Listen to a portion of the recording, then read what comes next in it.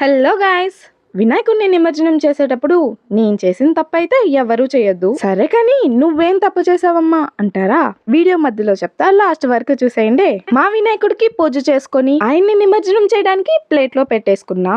ఇంకా మనం పూజ చేసిన పూలు ఆకులు అన్ని కూడా నీట్ గా సర్దేసుకొని నిమజ్జనానికి అయితే తీసుకెళ్లిపోతున్నా. ఇక్కడ నేను చేసిన తప్పేంటంటే వినాయకుడిని డెకరేషన్ చేసేటప్పుడు వాటర్ వేసి దాంట్లో కలువ పూలు పెట్టాను కదా. ఇక పూజ చేసినప్పుడు వినాయకుడికి అక్షంతలు వేస్తాం కదా, అవి ఆ వాటర్ లో పడ్డాయి. వాటర్ అంతా పసుపుగా మారిపోయాయి. నేను స్కూటీలో వినాయకుడిని నిమజ్జనానికి తీసుకెళ్ళినప్పుడు ఆ వాటర్ అంతా నా డ్రెస్ మీద పడి నా వైట్ డ్రెస్ కాస్త ఎల్లోగా మారిపోయింది. మనం దరిద్రంలోనే చిల్లయ్యే బ్యాచ్.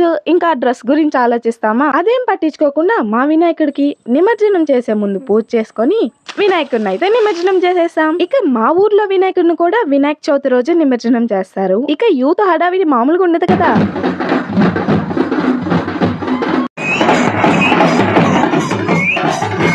మా ఊరు వినాయకుడిని చూపించలేదు కదా, లాస్ట్ లో ఫోటో వేస్తా చూసేయండి.